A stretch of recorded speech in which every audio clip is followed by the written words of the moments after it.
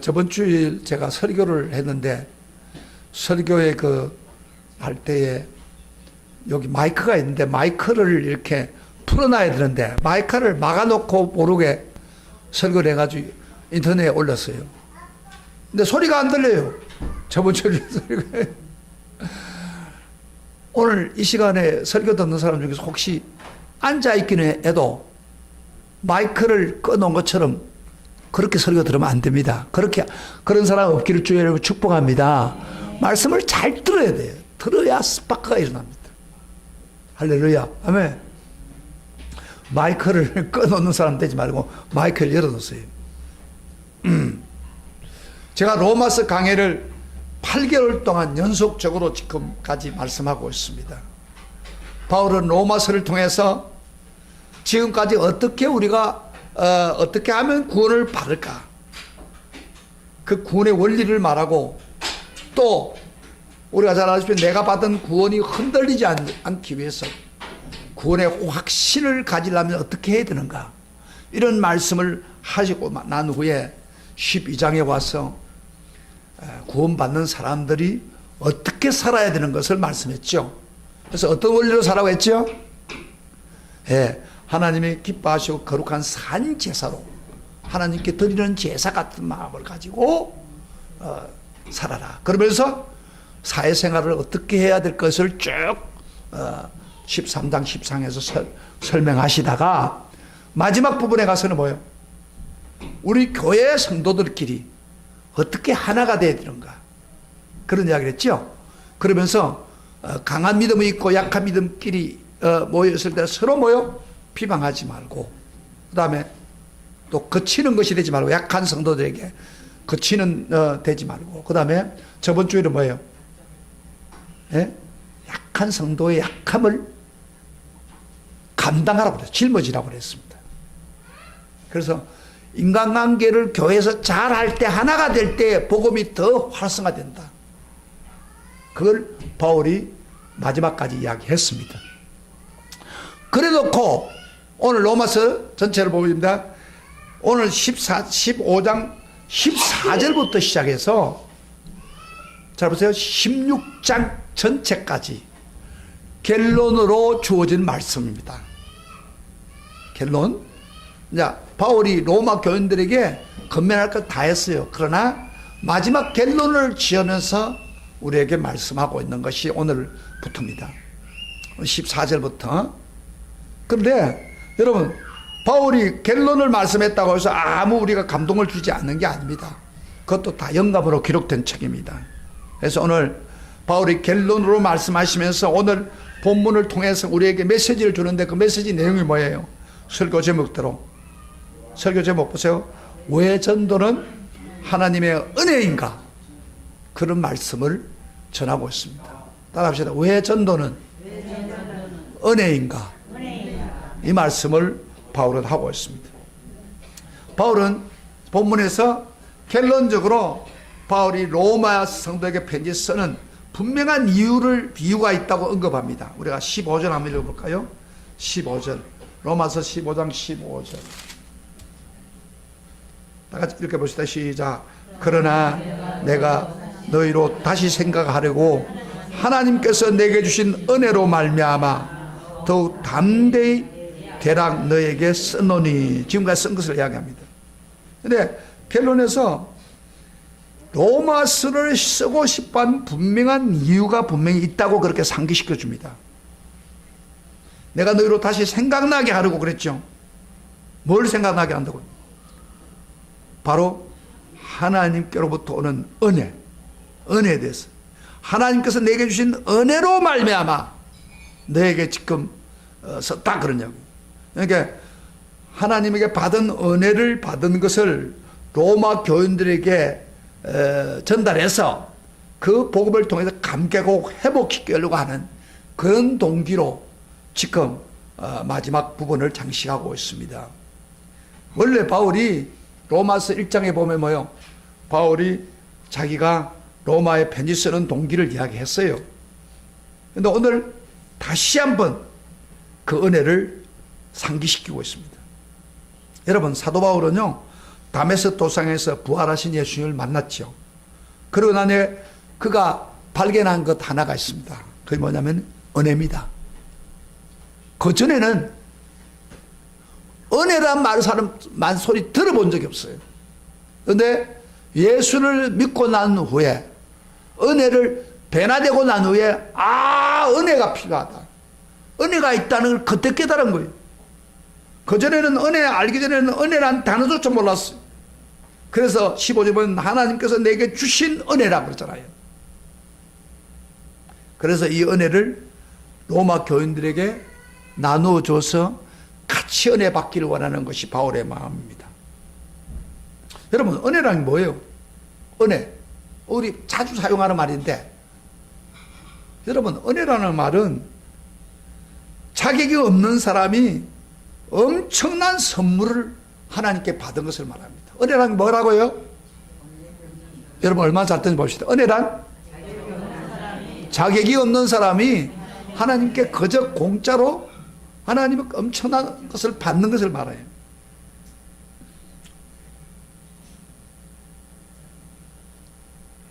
그럼 바울이 하나님 앞에 받은 은혜가 뭡니까? 바울은 나 같은 죄인이 구원받았다는 것을 고백하는 것입니다.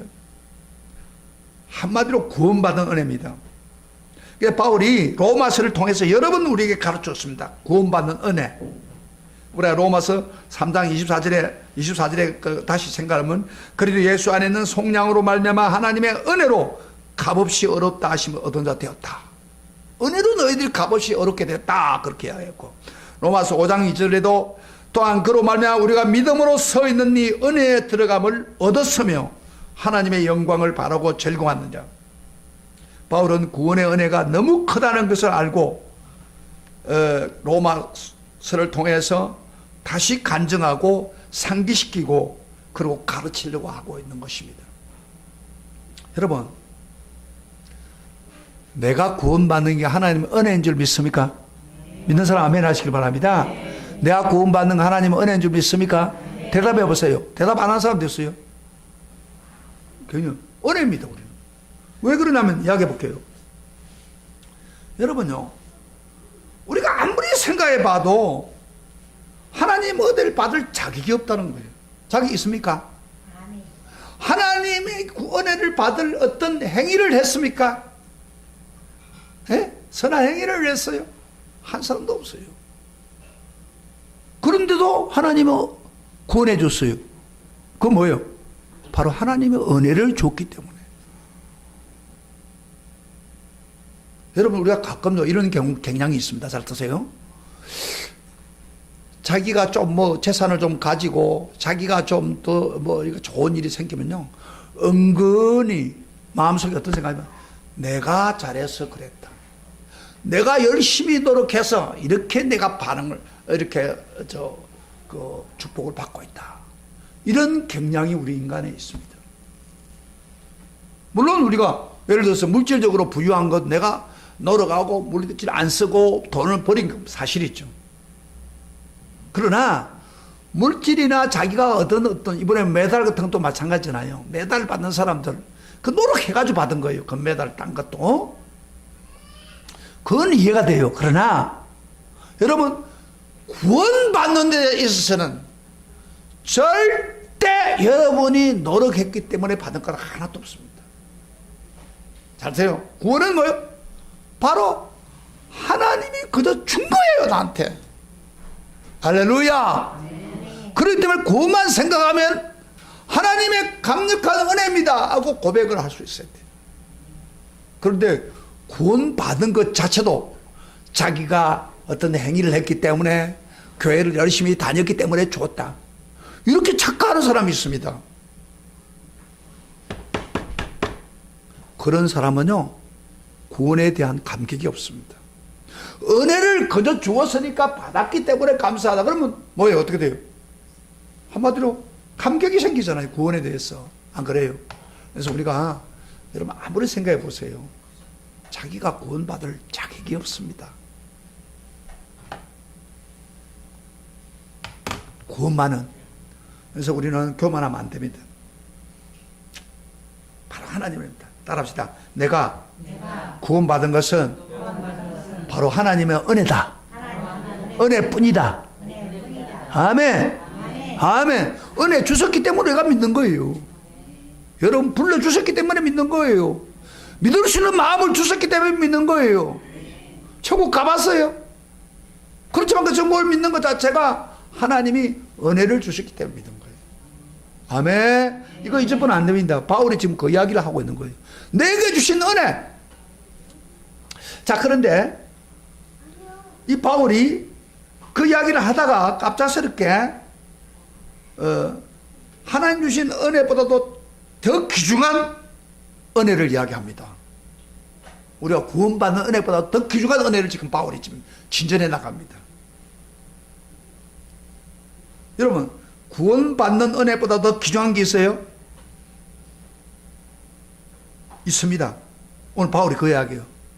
이 은혜의 복음을 전해야 이 은혜를 받습니다. 복음을 전하지 않고 그 은혜를 몰라요.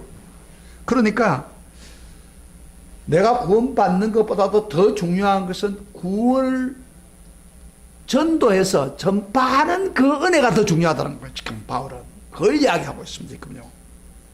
더 귀한 겁니다. 왜?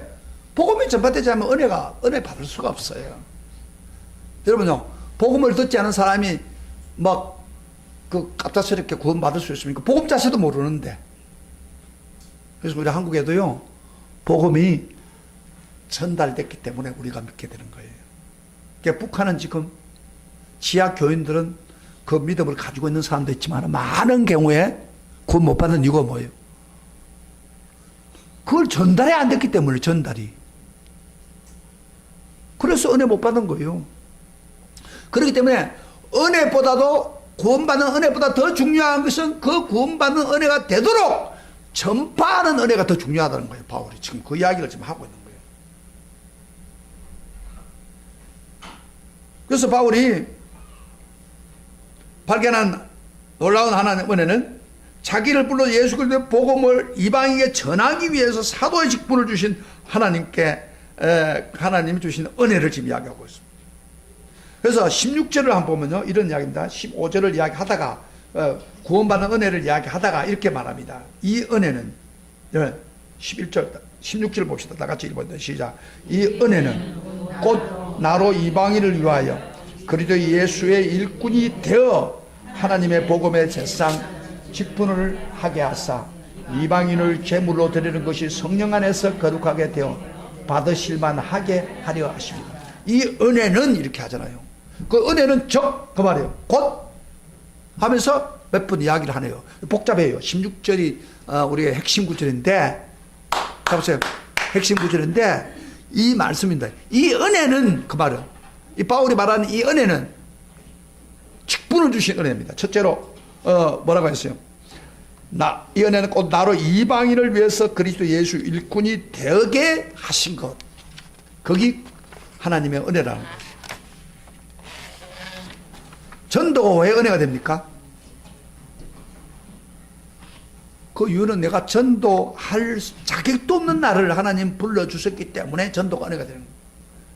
이 일을 해서는 안 될 사람이 하나님이 지켜주셨기 때문에 전도가 돼요. 여러분, 사도 바울은 전도할 수 있는 은혜를 받을 자격이 있습니까? 예수 믿는 사람 잡아가 죽이고 감옥에 집어였던 사람이에요. 예수 못 믿게 앞장서던 사람이 자기가 복음을 전할 수 있는 사명을 받았다? 자격이 없습니다. 안 그래요? 그런데 바울은 하나님께 구원만 해주는 게 아니라 자기한테 그걸 줬다는 겁니다. 그래서 나로 이방인을 위해서 그리스도 예수의 일꾼이 되었다 그랬어요. 여기 일꾼이란 말은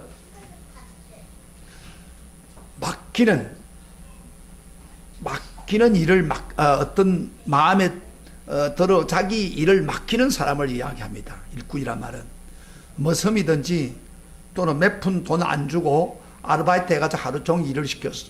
그런 사람을 일꾼이라고 하지 않아요. 일꾼이란 말은 영어로 보면 미니스트라고 해요. 미니스트란 말은 무슨 말이냐면은 목사나 성직자를 뜻합니다. 그러니까 여기 일꾼이라고 하는 것은, 그리스도 일꾼이 됐다는 것은 바로 성직자가 됐다는 것입니다. 예수 그리스도의 복음을 온 세상에 전한 결단코 하찮은 일이 아니고 굉장히 중요한 거룩한 일. 복음 들고 나가서 전하는 사람은 거룩한 사람이고 복음을 전하는 일은 거룩한 일이란 것. 그래서 예수 그리스도의 일꾼이다 그런 이야기. 미니스터. 그렇기 때문에 바울은 도저히 복음을 핍박하고 죽였던 사람인데, 복음을 전하는 사람 스데반을 돌로 쳐 죽인 사람인데 어째서 자기가 일꾼이 될 수 있냐.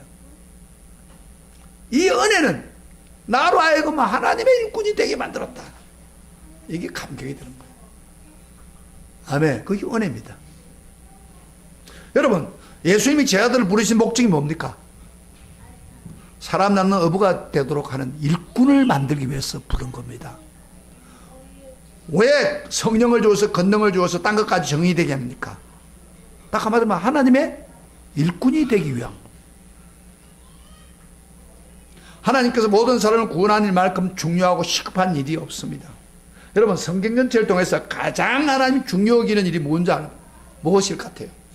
성경 전체를 통해서 하나님이 가장 귀중히 여기는 것. 예배? 왜 예배도 중요해요. 그러나 헌금도 중요해요. 또 뭐가 중요한 것 같아요? 잘 들어보세요. 하나님이 지금 우리가 선교는 하나님이 가장 귀중히 여기는 것. 바로 선교입니다. 전도입니다. 전도. 왜 그러냐면은 이 세상에 존재하는 한 예수 믿지 않고 영원히 죽을 수밖에 없고 영원히 멸망으로 가는 사람이 있는 한 전도만큼 시급하고 중요한 일이 없기 때문입니다. 왜냐하면 복음이 전파되지 아니하면 하나님 은혜를 받을 수가 없습니다. 구원을 받을 수가 없습니다. 어떤 자기 행위로 구원을 받을 수 있다든지 그런 게 있다면 복음 전파 안 해도 구원 받을 수 있잖아요.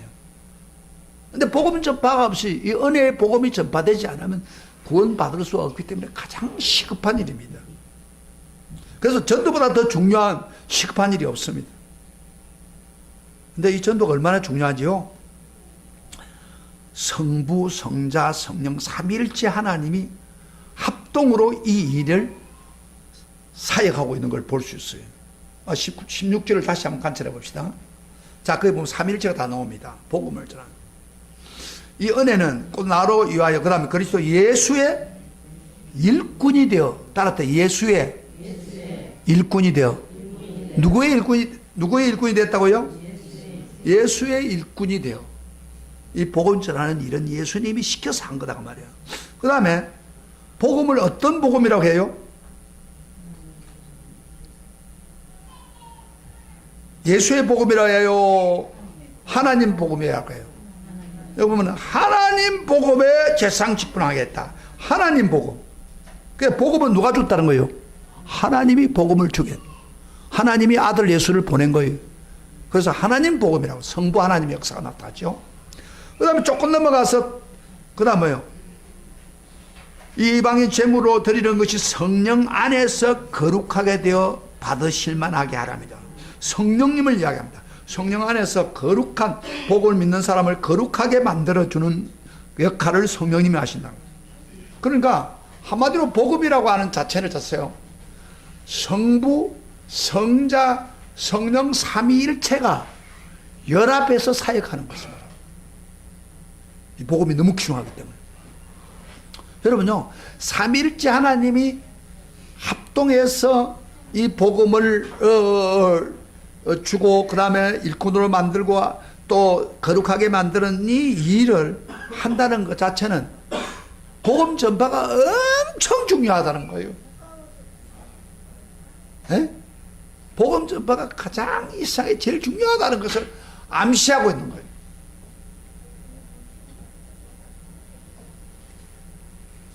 그래서 우리가 복음 전하는 일꾼으로 부르심을 받았다면 그것은 큰 영광이요, 은혜일 수밖에 없습니다. 나 같은 사람이 어떻게 그 귀한 일을 할 수 있는지 생각하면 가슴이 뭉클해지는 것입니다. 여러분, 사도 바울은요, 자기에게 이 복음을 전하는 일꾼으로 삼은 것에 대해서 바울은요 얼마나 감개하며 살았습니다. 성경을 보면은 바울이 평생 인간계를 살았는데, 예를 들어서 매를 맞고 감옥에 갇힐 때도 이 감격 때문에 눈물을 흘리며 하나님을 찬양했습니다. 빌립보 감옥에서 복음 전하다가 매를 맞았어요. 뭐 다 죽어가게 됐어요. 근데 성경은 찬양하고 기도했다고 그랬어요. 그 감격이 그에게 있기 때문입니다. 자기에게 이 은혜의 복음을 주었던 감격이 있기 때문에. 그리고요, 배고파 웅크려 있을 때도 그런 이 감격 때문에 그것을 극복했습니다. 그러면서 하나님이요, 그렇게 중요에 다룬 일을 나 같은 놈에게 어떻게 맡깁니까? 굶어도 좋습니다. 매 맞아도 좋습니다. 죽어도 좋습니다. 하고 바울은 생명을 주님께 바쳤습니다. 그 순교였어요. 바울은 로마 시민권을 가지고 있기 때문에 못 박아 죽진 않았어요. 목을 잘려서 죽었어요. 제가 바울이 죽었던 그 현장에 직접 가봤어요. 순교당 거. 그 복음을 전할 수 있는 엄청난 영광을 주니까 감격이 되어서 죽어도 좋습니다. 이 복음을 위해서 내가 살겠습니다. 이렇게 사는 거예요. 이 감격이 그렇게 중요합니다. 그래서 바울이요, 성경을 쓸 때마다 이런 이야기 합니다. 그 성경을 읽어보면 여러 가지가 나오는데, 디모데후서 1장 12절에 이런 말씀이 있습니다. 주께 내가 감사하면 나를 충성되이 여기어 내게 직분을 맡겠다. 그러니까 내가 죄인 중에 괴수인데 하나님이 나를 충성되이 여겨 내게 이 직분을 맡겼다. 그 다음에 고린도후서 15장 9절부터 10절에 이런 말을 합니다. 나는 사도 중에 가장 작은 자라. 나는 하나님의 교회를 박해하였으므로 사도라 칭함받기를 감당치 못할 자니라. 그러나 내가 나 된 것은 하나님의 은혜로 된 것이니 내가 주신 그의 은혜가 헛되지 아니하여 내가 모든 사도보다 더 많이 수고하였으나 내가 한 것이 아니오 오직 나와 함께 하신 하나님의 은혜로다. 바울은요, 자기가 복음 전할 자격이 없는데 하나님이 복음을 전하도록 하는 게 너무 큰 은혜다. 그래서 이 은혜를 조금이라도 헛되지 않기 위해서 다른 사람보다 더 열심히 노력하고 더 황송하게 이 복음을 위해서 살려고 발버둥을 쳤다, 그런 이야기예요. 근데 그 많은 교회를 세우고 전도한 것 자체도 벌써 하나님의 은혜다, 그렇게 고백한 거예요. 내가 내된 것은 하나님의 은혜요, 그랬어요. 이 은혜에 감격해 있었던 사람이에요.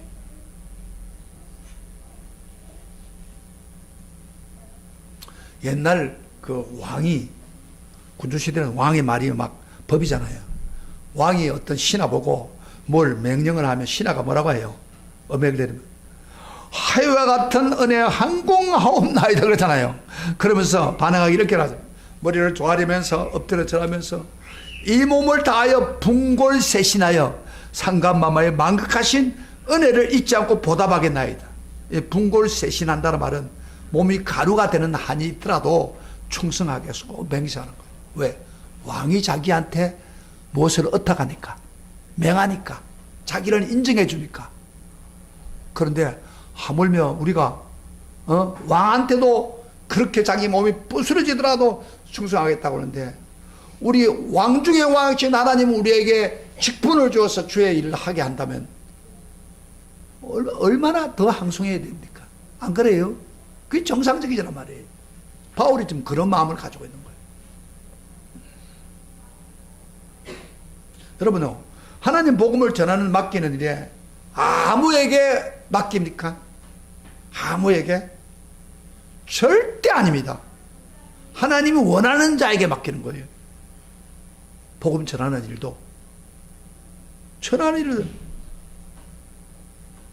그런데 그 맡겨야 된다는 생각한 사람이 바로 누굽니까? 바울이고, 또 동시에 우리 자신, 예수 믿는 사람은 다 정인이 되는 자격이 있는 거예요. 여러분들이 부족해도 하나님 여러분에게 복음을 전할 수 있는 직분을 준 거예요.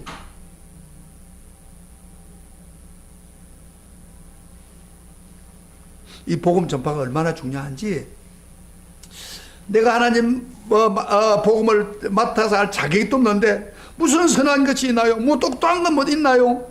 날마다 쓰러지고 넘어지는데 그럼에도 불구하고 하나님은 나를 알아서 영광스러운 복음을 전하게 해줬다는 게 황송한 은혜입니다.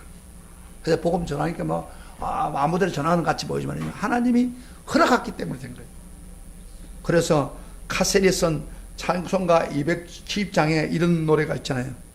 주 내게 부탁하신 천사도 흠모하겠네.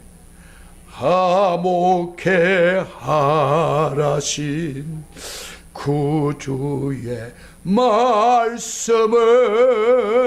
온 세상 널리 전하세. 여러분, 천사도 흠모하는 이 복음을 우리에게 전하도록 했다. 천사도 하고 싶어도 못한 거예요. 그게 다 우리가 믿는 사람들, 믿고 전하는 사람에게 주신 축복입니다. 그럼 우리는 어떻게 말해야 돼? 하나님 앞에, 주여 분골쇄신하여 만국에서 이 진리, 이 복음을 전하는데 내 일생을 바치겠습니다. 그렇게 해야 되는 거예요. 근데 오늘 교인들은요, 복음 전하라고 뭐라 하는 줄 알아요? 아이, 시간 없어, 바빠요, 힘든데 무슨 하라고 했죠. 이렇게 하고 있는 못된 성도들이 있다니까. 그러니까 복음을 전하지 않아요, 그 사람들. 천사도 그거 하고 싶어도 천사 보고 복음 전하라고 했습니까? 안 했습니다. 여러분, 고넬료 가정에 복음을, 고넬료가 기도할 때 응답을 천사 갔어요. 갔다도 천사가 설명하면 되잖아. 복음을 설명 안 했어요. 가서 베드로를 청하라고 했어요. 왜? 천사에게 복음을 전할 수 있는 축복을 주지 않았어요. 베드로에게 복음을 전하도록 고넬료를 매치시켜 줬잖아요. 기억나죠? 그러니까 이 복음 전하는 거는 아무 하고 싶을 때 하는 게 아니에요. 우리 예수 믿고 구원받은 사람은 하나님 우리에게 영광스러운 직분을 준 거예요. 우리를 인정했고 맡긴 거예요, 우리에게. 한국 선배들 중에서 복음에 아주 전자 미친 사람들 많아요. 우리가 한국이 이렇게 부흥된 거는 그런 선배들이 있었어요. 여러분, 예수천당 외치는 사람 기억나요? 최건능 목사님. 그분은 얼마나 복음을 전하고 싶어가지고 사람 만나는 사람마다 예수 천당, 그 다음에 불신 지옥 하고 외쳤어요. 막 사람들마다 그게 미치다고 할 정도로. 근데 하도 그렇게 하다가 어떤 수사가 말을 타고 가는데 고함을 지르면서 예수 천당 불신 지옥 하니까요, 이 말이 막 놀래가지고 팔딱 뛰면서 막 순사를 떨어뜨렸어요. 그 순사가 와가지고 채찍을 가지고 이놈 뭐야 이거 끌고 갔어요. 그러니까 그 순사한테 당신 천국 예수 믿지 않으면 지옥 갑니다. 천국 이래야 천국 갑니다 하고 담대해 줄 수가 있어. 근데 이 사람이 한 번은 그 책에 보니까 그 복음을 얼마나 열심히 적었는지.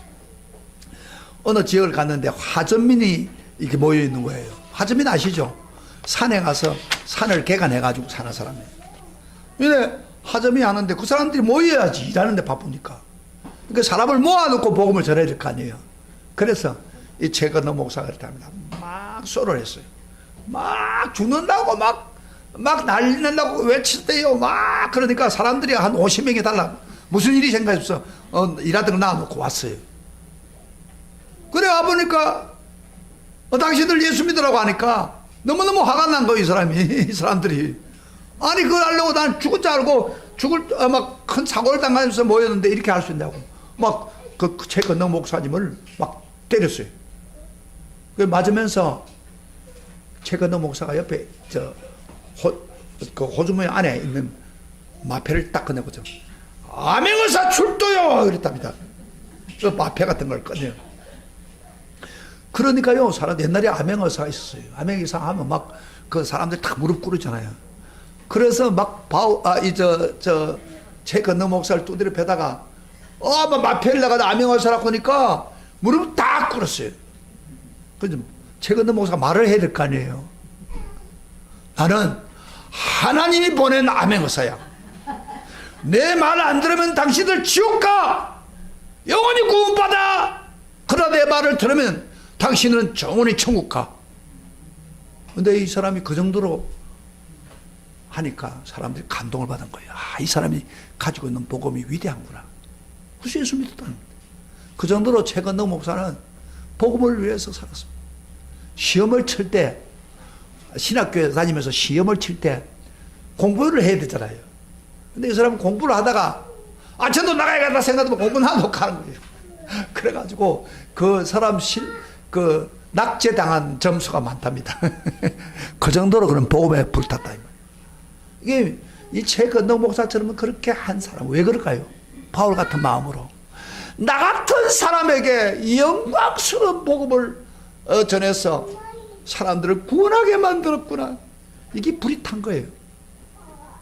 그래서 낙제를 당해가면서도 복음을 전하러 다녔답니다. 시험 치는 날에도. 이런 선배들이 불타는 심정으로 복음을 전했기 때문에 나와 여러분이 예수 믿고 구원받은 거예요. 복음을 전하지 않았다면 우리는 구원받을 수가 없어요. 얼마나 감사하니. 이런 마음이 우리에게 있기를 축복합니다. 아멘. 저 같은 경우도요, 제가 아무리 생각해 봐도 이렇게 복음을 전하고 이렇게 평생 설교하는 직분, 그 목사 주시다. 제 나이 정도 되면요, 지금은 공고도 내가 나왔으니까 좋은 회사에 취직했다 손치더라도 은퇴했습니다. 그래서 저는 70까지 그 복음을 좀 여러분 성도들에게 말씀을 전할 수 있는, 이거 한국아예요. 내가 뭐 특별히 잘난 것도 아니고 똑똑한 것도 아닌데 여러분 만나서 이 복음을 전하고, 복음을 전하는 것은 꼭 안 믿는 사람이 전하는 것도 있지만은 이렇게 하나님 말씀을 전하는 것 이 자체가 사역입니다. 직분입니다. 이거 영광스러워. 생각해봐도 너무너무 귀중한 거.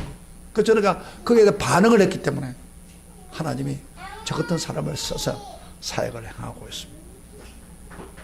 그래서 복음 자체는 뭐예요? 하나님의 은혜다 이 말이에요. 직분을 주었어요. 근데 여러분들에게 목사라는 직분이 없다고 해서 복음 전하지 그러면 안 돼요. 복음은 예수 믿는 사람들 다 누구나 전할 의무가 있습니다. 아멘? 할렐루야. 은혜 받은 사람은 복음을 전하는 의무가 있는 거예요.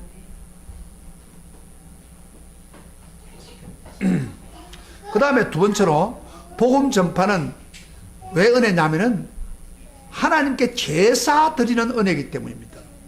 여기 그 다음 구절 보세요. 26절 다시 봐요. 16절. 자, 그걸 설명하잖아요. 같이 읽어봅시다. 시작. 이 은혜는 곧 나로 이방인을 위해서 그리스도 일꾼이 되어, 첫째 그렇게 유대하, 그 다음에 두 번째로 하나님의 복음의 제사장의 직분을 하게 하사 이방인을 제물로 드리는 것이 성령 안에서 거룩하게 되어 받으실만 하게 하려 합니다. 두 번째로 복음 전파는 왜 은혜가 되느냐?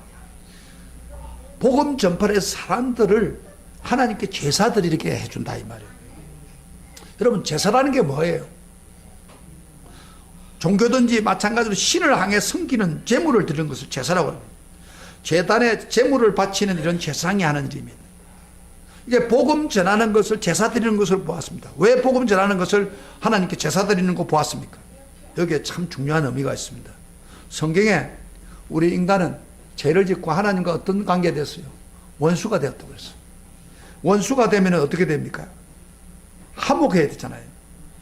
거룩한 하나님과 저주받은 인간이 어떻게 화목할 수 있어요? 여러분, 사람끼리는 뭐가 원수가 되어도 만나서 대화하고 술 한잔 하면 풀어져요. 그러나 하나님과 우리 사이에 원수된데 어떻게 해결할 길이 없어요. 그래서 바로 예수님이 이 세상에 오셔서 화목 제물이 되었습니다. 그래서 십자가에 피를 흘리며 죽으심으로 말미암아 하나님과 원수된 우리를 하나 되게 만드는 거예요. 그게 십자가예요. 그런데 예수님이 오셔서 십자가에 희생제물하면서 화목제물이 되었지만은, 잘 보세요. 그 화목제물이 된 예수님을 소개해서 믿고 구원받도록 하지 아니하면 제사가 완성된 게 아닙니다. 예수님이 화목제물을 주신 거예요. 그래서 우리 인간이 원칙적으로 화목될 수 있어요. 그러나 사람 한 사람 한 사람에게 화목되는 것은 그 사람이 예수를 믿고 예수님을 받아들이고 믿어야 그 사람에게 화목제물이 이루어지는 거예요. 이해가 됩니까? 무슨 말인가 있습니까? 그래서 이 바울이 지금 그 이야기를 하고 있는 거예요. 여러분한테 제가 돈을, 다른 일에서 돈을 여러분에게 줬다 합시다. 돈을 주는데 은행에 돈을 잔고에다 줬어요. 액수를 많이 이야기해 봅시다. 가령 예를 들어도 한 100만 원씩 여러분 교인들 그를 줬다 합시다. 전 10만 원씩 65세 이상으로 받는 것만 해도 굉장히 기분 좋아요. 그런데 100만 원씩 여러분에게 줬다 합시다. 그런데 은행에 여러분 카드 다 줬어요. 줬는데 저금 통장에 줬는데 여러분이 안 찾아가지고 쓰면 어떻게 됩니까? 그건 이론이에요. 은행 통장 안에 있는 것뿐이지 아무 내가 누리지 못합니다. 내가 돈이 필요한데 먹을 게 필요하고 옷이 필요한데 그거 찾아가지고 써야지요. 쓸 때에 그때사 목사님 고맙습니다. 감사합니다. 이렇게 나오는 거예요. 이해가 돼? 무슨 말겠습니까? 예수님이 우리를 위해서 우리 인류와 하나님과 관계가 완전히 끊어진 우리 원수 관계인데 예수님이 십자가 지고 감옥에 2000년 돌아가셨어요. 그러나 한목 제물이 되어서 원칙적으로 해결됐지만은 내가 예수 안 믿으면은 거기 나에게 이루어지지 않습니다. 내가 저금 통장에 찾아야 내 것으로 쓸 수가 있는 거예요. 할렐루야. 무슨 말입니까? 그래서 사도 바울이 지금 이야기하는 거예요. 은혜는 하나님의 복음을 제사장 직분을 하게 하사 이방인을 제물로 드리는 것이 성령 안에서 거룩하게 되어 받으실 만하게 하려 합니다. 그래서 복음 전파가 없이는 그게 안 됩니다. 제사가 안 되는 거예요. 하나님 제사 기뻐하지만 그 제사가, 그래서 우리가 복음을 전해서 예수 믿게 하면 그걸 뭐예요? 하나님께 제사 드리는 것, 제물과 똑같아요. 여러분 어떤 사람을 가족 식구 중에 내가 전도해가 예수 믿었다. 그러면 어떻게 됩니까? 그 사람은 내가 제사를 드린 겁니다. 하나님 앞에 제물로 드린 거예요. 믿게. 그래서 이 제사 드리는 건 굉장히 중요합니다. 복음이 이렇게 중요한 거예요. 그래서 베드로는 그렇잖아요. 너희는 뭐요? 왕같은 제사장이다. 그 말은 잘 써요. 너희는 왕같은 제사장이라는 것은 너희도 제사장이다 이 말이야. 그런데 제사를 드려야지. 제물을. 그런데 많은 교인들이요, 자가 예수 믿고 할렐루야 하면서 가족들 한 사람도 아직도 하나님 앞에 제사 드리지 못하고 있습니다. 하나님께 제사로 그 믿지 않은 사람 주 예수를 믿으라 그래만 너와 내 집이 구원을 얻으라고 약속했는데 그 사람 전도해가지고 하나님 앞에 제사를 안 드리고 있다 이 말이에요. 그게 불행한 거예요. 잘못된 거예요. 그래서 바울은 우리가 하나님께 제사를 드리죠. 역할을 감당하는 거예요. 자, 그러면 이렇게 영광스러운 일을 하면요, 하나님이 가만히 있겠습니까? 성령 하나님이 가만히 있을 수 없습니다. 그래서 표적과 기사와 능력을 준다고 했습니다. 왜 전도가 됩니까? 복음 전하는 자가 전파하면 성령의 능력이 제일 많이 나타나서 자랑할 수 있기 때문입니다. 17절부터 18절까지 읽어봅시다. 15장 17절부터 18절 시작. 그러므로 내가 이 그리스도 예수 안에서 하나님의 일에 대해서 자랑하거니와 그리스도께서 이방인을 순종하기 위해서 나를 통하여 역사하신 것 외에는 내가 감히 말하지 않다. 그만 보시면 그가 자랑하는 게 나를 통해서 역사한 것, 하나님이 역사한 것을 이야기합니다. 그 다음에 그 이런 말과 행위로 표적과 기사의 능력으로 성령의 능력으로 이루어졌으며 그리하여 내가 예루살렘으로부터 두루 행하여 일루곤과 그리스도의 복음을 전하게 일루리곤까지 그리스도의 복음을 편만하게 전하노라. 그래서 여기 10절에 나를 통해 역사하는 것 외에 역사했단 말이에요. 그 다음 표적과 기사의 능력으로 성령의 능력으로 이루어졌다. 그 말은 바로 복음 전파가 될 때 성령님이 기적을 통해서 표적과 기사를 주시는 겁니다. 너무 귀중하기 때문에. 그래서 우리 예수님이 그런 이야기죠. 복음을 전하면서 복음을 전하라고 이야기하면서 이런 말을 했잖아요. 마가복음 보면은 16장에 너희는 온천에 와서 반면에게 복음을 전파하라. 믿고 세를 믿는 사람은 구원을 얻을 것이요 믿지 않은 사람은 정죄를 받으니 믿는 자들에게 이런 표적이 따르니 꼭 그들이 내 이름을 귀신을 쫓아내며 새 방언을 말하며 뱀을 집어 올리며 무슨 독을 마실지라도 해를 받지 않으면 병든 자에게 손을 얹어서는 나으리라. 언제? 복음을 전할 때 표적을 주는. 그러니까 복음 자체가 너무 귀중하기 때문에 영혼만 구원하는 게 아니라 거기에 하나님의 역사를 표적을 주어서 하나님의 능력을 나타내 주는 거예요. 이렇게 복음 능력이 중요하다. 여러분요, 예수님의 제자들이 예수님과 같이 있을 때 표적과 능력이 나타났습니까? 안 나타났습니다. 예수님의 제자들이 나타나지 않았어요. 한 번은 예를 들어 산에서 내려오는데 병자 하나를 붙들고 막 아홉 제자들이 실험을 하는데 그 병도 못 고치고 한다. 믿음이 악한 시대, 이 악한 세대용 너희 아직도 그걸 못하느냐, 그런 예수님 그렇게 했는데 그들은 표적이 안 나타났어요. 그런데 언제 표적이 나타나냐면 예수님이 70명이나 12명에게 둘씩 짤을 지어가지고 보냅니다. 보낼 때에 가서 복음 전하다가 표적이 나타난 거예요. 기적이 일어나고 병자가 낫고. 그리고요, 예수님 완전히 하늘로 떠나가시고 난 후에 제자들 보고 능력을 주어서 복음을 전하라고 했어요. 근데 제자들이 나가서 열심히 복음을 전하니까 표적과 기적이 일어났습니다. 잘 보세요. 베드로한테는요, 안전병기도 일으키고, 그 다음에 뭐요? 베드로가 지나갈 때, 그 그림자라도 딱 지나가면요, 이렇게 누워있던 환자가 발딱발딱 일어나는 거예요. 성경에 있는 이야기예요. 언제? 복음을 전할 때. 여러분, 사도 바울에게 가장 표적과 기사가 많이 일어났습니다. 왜 그렇게 많이 일어납니까? 사도 바울은 아시아, 유럽, 로마까지 복음을 할 수 있으면 쫓아다니면서 복음을 전했던 사람. 그러니까 하나님 표적을 주고 기사를 주고 능력을 주는 거예요. 왜 우리에게 능력이 없습니까? 왜 표적이 안 나타납니까? 기적이 일어나지 않습니까? 복음 전하라고 하면 관심도 없는 사람들에게 무슨 표적이 일어나겠습니까? 안 그래요? 여러분 지금이라도 내가 내 친구, 내 이번 사람들에게 복음을 전해야겠다 하고 막 나서면 하나님이, 성령이 표적을 줄 수밖에 없어요. 기적을 줄 수밖에 없어요. 할렐루야, 할렐루야. 왜? 너무 중요한 일을 하기 때문에. 그런데 우리 마지막 하나 더 봅시다. 표적도 주고 기적도 주고 역사도 하지만은 복음을 전해야 될 사람이 전하지 아니하면, 우리가 믿는 사람 믿고 전하지 않으면 하나님이 심판한다고 그랬어요. 무슨 이야기요? 한번 찾아봅시다. 제 성경에 없는 이야기를 안 합니다.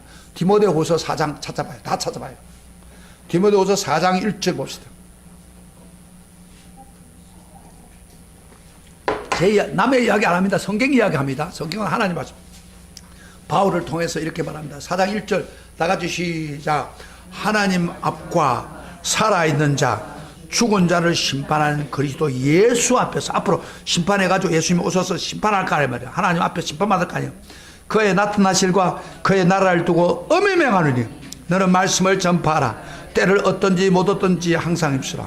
범사에 오래 참음과 가르침으로 갱체감을 경계하며 그러나 엄히 맹하느니, 하나님 나라를 두고 엄히 맹한다라면 무슨 말이에요?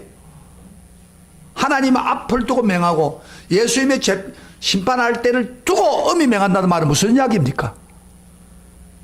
자, 들어보세요. 무슨 말이에요? 너가 복음 전하지 않으면 그때 가서 내가 심판하겠다 그런 이야기. 그 말 아닙니까? 예? 이거 적당히 해석할 필요 없어요. 하나님 앞에 가서 심판받잖아요. 우리가 다 죽고 나면은. 근데 예수님이 재림하는 순간 심판받잖아요. 그 앞에, 그 하나님 앞에 두고 내가 엄히 맹하노니 복음을 전하라. 때를 얻든지 못 전하라 그랬잖아요. 그러니까 전파를 해야 될 사람이 전파하지 않으면 심판받는다. 목사인 제가 하나님께 사명을 받았어요. 사명을 행하지 않으면 심판받습니다. 그래서 저는 70년 은퇴할 때까지 열심히 복음을 전하라고 그래요. 그것을 끝나가고 복음 마치고 난 후에도 외국인들에게 복음을 전하려고 계속 나가고요. 복음을 안 전하면 안 돼요. 근데 목사뿐 아니라 우리 평시도는 다 복음 전할 수 있는 의무가 있고 특권이 있습니다. 그러면 예수 믿으면서 복음 안 전하면 어떻게 돼요? 심판받는다고요. 자, 그러면 자세히 보세요. 심판은 두 가지 있습니다. 두 가지. 하나는 첫째, 성경의 심판이란 말은 우리 죄에 대해 심판받습니다. 복음 안 믿는 것에 대해 심판받습니다. 그게 언제? 요한계시록 20장에만 나오죠. 우리가 가면 하나님 앞에 딱 가면 딱 서는데 백보자 앞에 가면은 우리 사람 예수 믿고 안 믿고 상관없이 다 백보자 앞에서 다 서는 거예요. 하나 앞에 서서 뭐요? 그의 행위에 대해서 기록된 책에 의해서 심판받고. 그런데 죄를 지었던 걸 보면 다 주는데 이 사람이 생명체 이름이 기록됐다. 예수 믿고. 그러면 뭐요? 통과하는 거예요.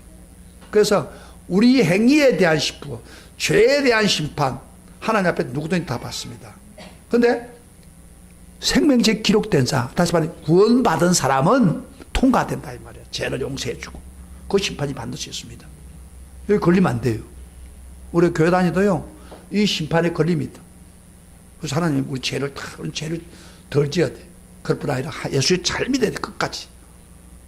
그렇게 되기를 축복합니다. 축복합니다. 심판 받는다고 했죠. 그 다음에 오늘 여기서 말한 것처럼 전도 아니면 심판 받습니다. 우리가 아까 복음을 우리가 받았는데 이 영광스러운 복음의 사명을 받았는데 이 행하지 않았단 말이야. 그러면 심판 받아요. 어떻게 심판 받느냐? 어떤 사람 그래요. 목사님 심판 받으면 내가 예수를 끝까지 믿었는데 전도 안 한 것 뿐인데 심판 받으면 어떻게 해요?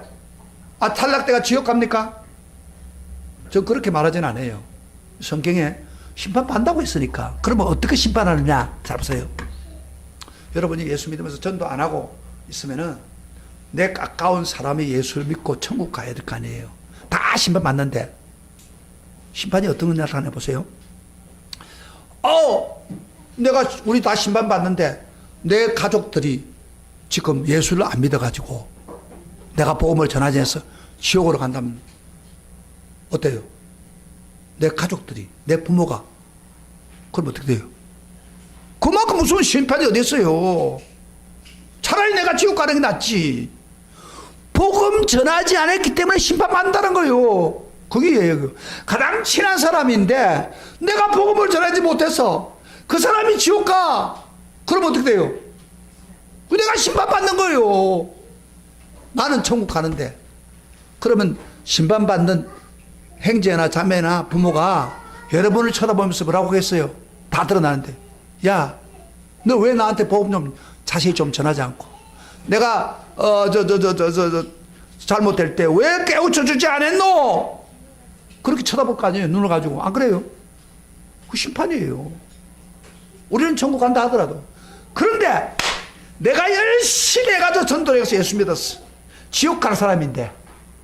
그런데 그 사람이 천국 가는 거예요 지금. 기가 막힌 보상 아닙니까? 그리고 성경에는 복음을 전하면 의의 멜루간을 씌워준다. 멜루간.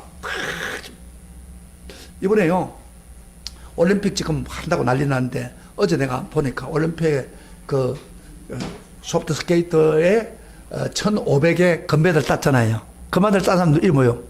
임대윤인가 김대윤이가 임대윤이 땄는데 원래는 이 사람보다도 항대헌인가 그 애가 아주 잘했답니다. 세계 랭킹 1위였어요. 근데 그 사람이 금메달 딸 줄 알았는데 이 사람이 어떻게 됐어요? 하다가 겹쳐가지고 같이 넘어져 버렸어요. 그런데 이 사람은 금메달 딸 그런 그 후보가 아닌데 된 거예요. 자, 보세요. 한 사람은 가슴을 칩니다. 금메달 타야 될 사람이 못 땄으니까. 근데 한 사람은 생각지도 못했는데 금메달 땄어. 얼마나 감격이 되겠어. 금메달까지 따고. 메달 따고. 우리 예수 믿는 사람에게 이런 일이 많습니다. 우리가 예수 믿고 구원해서 복음을 전해서 내 주변의 사람이 예수 믿고 금메달 딴 거예요. 그리고 하나님은 의의 멜루간을 주십니다. 할렐루야. 너무너무 감개할 거예요. 그런데 내가 예수 믿으면서 내 가족의 복음을 안 전했다. 지금 지옥 가는 걸 내가 보는 거예요. 복음만 전했으면 구원받을 낀데 그 사람이 구원 못 받는 거야. 완전히 가슴을 치는 일이 벌어져. 여러분 두 가지 중 어느 걸 택합니까? 메달 따고 싶어요? 가슴 치고 싶어요? 빨리 대답해봐요. 근데 왜 옆에 있는 여러분 가족 식구들을 예수 안 믿게 합니까? 전도 안 합니까? 좀 안 한다고 포기합니까? 좀 안 된다고 하면 포기해요? 끝까지 붙들고 아니면 금식하면서 기도해 보세요. 왜 변화가 일어나지 않겠습니까? 그러면 여러분이 상급이 됩니다. 아멘. 아멘. 할렐루야. 그러나 여러분 가중에 가장 가까운 사람이 내가 복음을 안타깝게 전하지 못해서 지옥 간다면 가슴을 치면서 울 것입니다. 차라리 내가 지옥 갔으면 좋겠다. 여러분, 가까운 사람이 아프면 내가 아프고 싶잖아요. 그건 심판이에요. 성경은 분명히 말합니다. 하나님 앞과 살아있는 자, 죽은 자를 심판하신 그리스도 예수 앞에서 그의 나타나실과 그의 나라를 두고 엄히 명하노니 너는 말씀을 전파하라. 때를 못 얻든지 전파하라. 분명히 이야기합니다. 여러분 중에서 내 가까운 사람에게 예수 안 믿는 사람이 있을 것입니다. 몇 번 해봐도 안 되는 사람이 있을 것입니다. 그러나 포기하면은 여러분 가슴을 치는 날이 옵니다. 그게 심판입니다. 그러나 내가 복음을 전해서 그 사람이 예수 믿게 되면은 정말 천국 못 갈 사람이 천국으로 갈 수 있다. 지옥 대신에. 그 기쁨이랑 말로도 할 수 없어. 그런 축복이 있기를 축복합니다. 오늘 이 복음 전파는 왜 은혜인 줄 아시겠습니까? 다 우리에게 직분을 주었기 때문에요. 그 삼위일체 하나님이 함께 하시고 바로 예수님의 십자가를 바로 드러내는 것이 이게 바로 저 복음에는 축복도 있지만은 상급도 있지만은 심판도 있다는 걸 여러분 기억해야 됩니다.